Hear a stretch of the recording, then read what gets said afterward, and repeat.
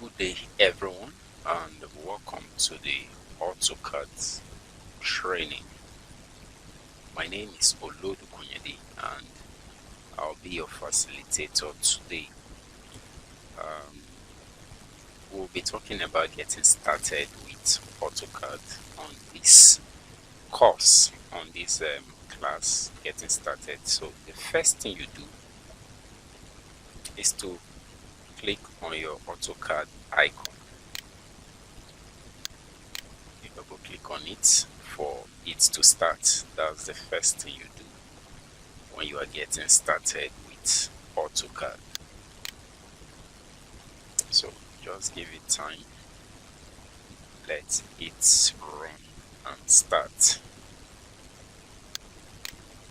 So this is the interface of AutoCAD, what you see depending on the version you are using, but typically is the same. You have your home, you have your insert, your annotate,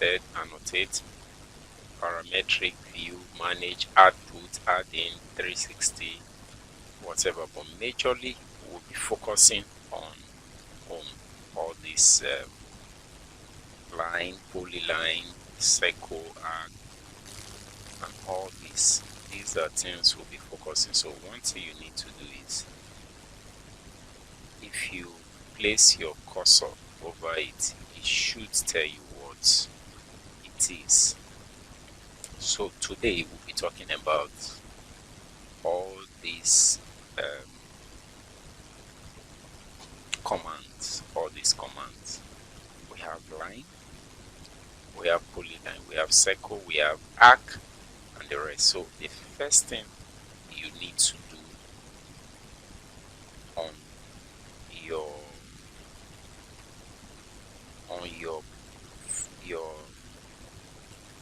interface, what you need to do is to create your limits and your units. To create your limits and your units to start, so that you tell it what. The first thing you need to do is to determine your units. So if you type units here, if you type in units, it will come out. You press enter, units.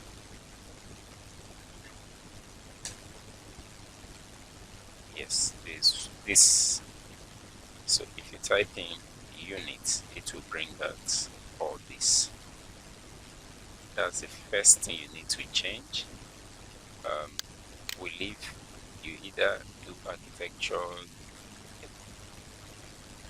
decimal, engineering, fraction, scientific, but we leave it at decimal. Then the precision, let's leave it at 0. The type, angle type, all these are okay. Then this is where I really want us to change. Inches come to millimeter. You change it to millimeter and you click OK. So with this, anything you draw is in millimeter. But if you've not done this, then it will be in inches, which is not good. So what you do next, majorly you can start drawing, or you determine the limits of your drawing.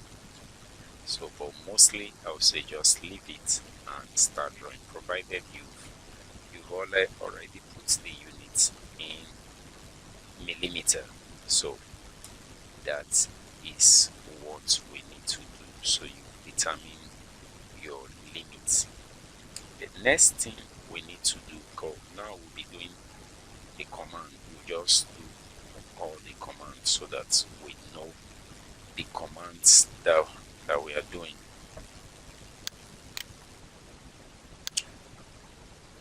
So these are the commands we'll be talking about today. We have lines, we have polylines, we have copy, we have trim, we have extend, we have offset, delete, match property. stretch, mirror, scale, rotate, chamfer, move, cycle. There are others, but these are the particular ones that we'll be using majority of the time. That is what we will be using to do our work. That's what we'll be using. Okay. The first thing we have here is our line. You click the line, click your line, and you draw.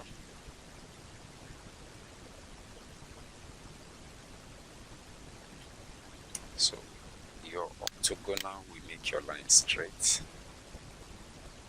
and this is the line.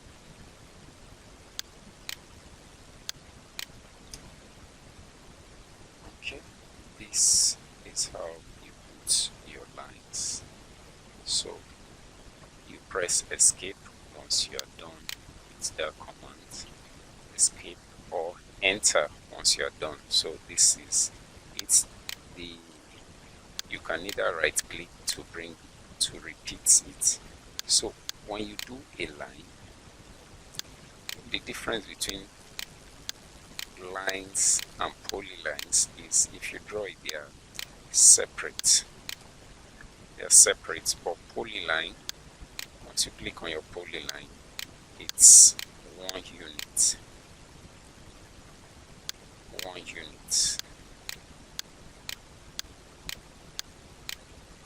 One unit. That's the difference between your polyline and your normal line. So the next is our circle. If you click your circle, it will ask you, just look at this command bar, it will ask you center circle, specify center point. Wherever you click, then it will ask you for the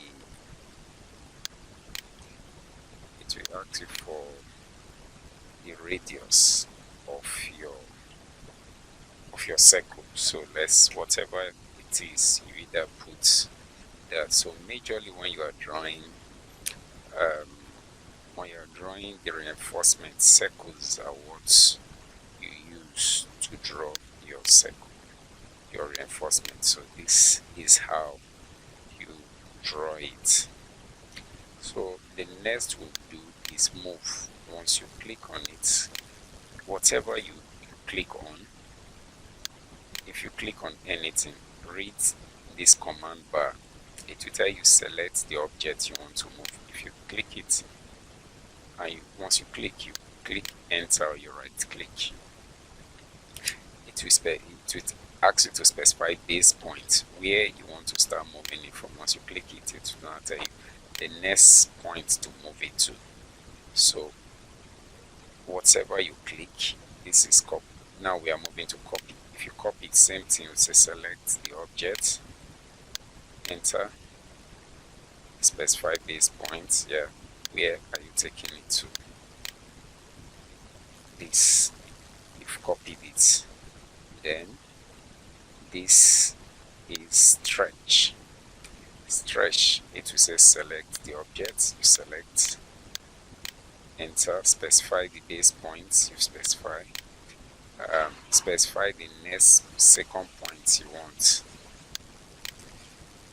So this is how you stretch it. The next command we'll be doing is rotate. We'll click. When you click on rotate, same thing, specify the object you want to rotate. If you click on this, it will now ask you specify base point wherever you want to base point, then you can rotate. This is it. You can rotate here. The next is mirror. Double click the first thing it will ask you select. You click enter. It will ask you to specify your first point of mirror line. Where do you want to mirror it? You click on it and you click the second point. It will ask you, do you want to erase the source object? If you click yes, it will delete the first one, but if you click no, it will not delete it. So we have mirror, we have scale. Scale means either to increase or to reduce. Like this, we can now say scaling by 2. It will increase it, but if you want to reduce it, that is it. This other one says S10 or trim. If you want to cut out something, let's assume you have a line. Let's assume you have a line here.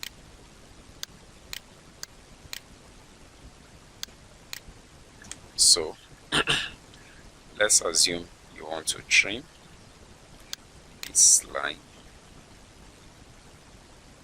If you click on your trim, it will ask you to select the object, but before you trim, there must be where you want to trim to, where you want the line to get to. So there must be an intercept, something showing the edge of the line, or whatever you want to trim. You click on it, it will ask you to select the object you want to trim. You click enter, and it will ask you for the edge where it's crossing. Click, select the object, and you trim. So it is the area that you don't want, you delete. This is how you trim. We are having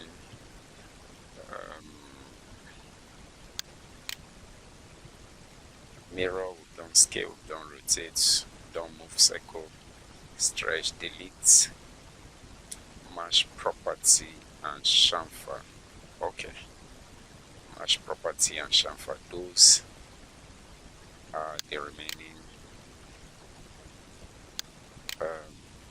command yet to be done. So let's assume this, let's give it a color.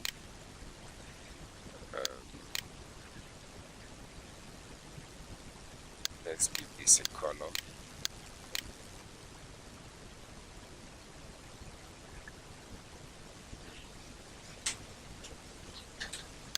So to match property means you want the property of one element to be like this. This is white and this is red. If we want to match the property,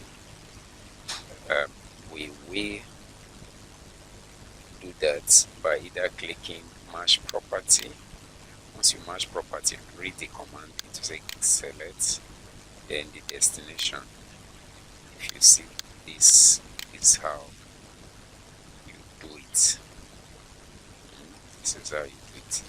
Then the last command we'll be doing for this class, which is chamfer. Chamfer is when you want your edges to be chamfered.